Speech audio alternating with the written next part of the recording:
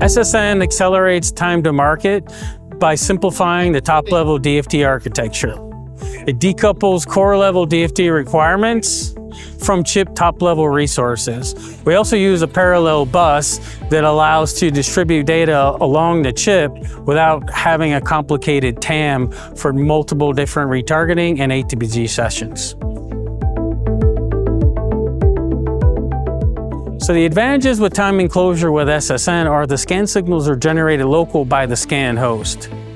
So the scan host has built-in timing margin for all of those scan signals and the transition of those scan signals. Those scan signals are also generated locally, so they're not crossing hierarchical boundaries. So you're not having to close timing across hierarchical boundaries.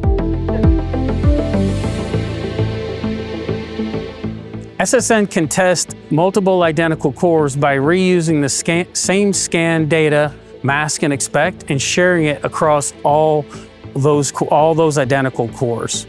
So those cores, so you're using the same data of one core and sharing it across 10, eliminating or reducing the scan data volume while testing identical cores.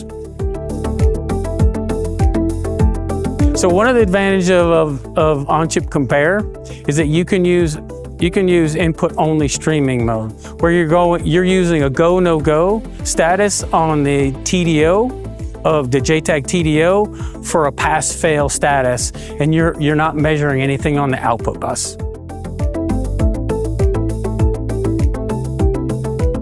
So when you're using on-chip compare, you'll need a new pattern for diagnosis, because when you're using input-only streaming, you're only getting a go, no-go status on the JTAG TDO. So you need a new pattern in order to be able to do full diagnosis.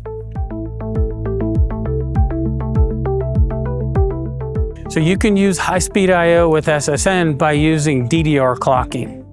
When you're using DDR clocking, you're clocking data into the chip on both the rising and falling edges of the clock.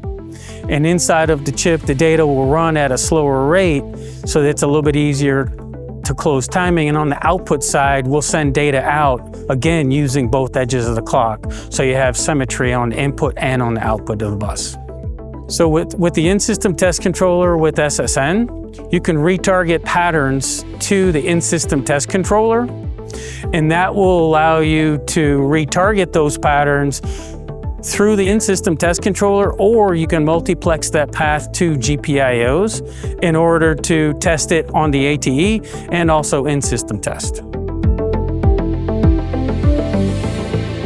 So the SSN patterns usually come up on the tester faster because they have more built-in margin from the scan host.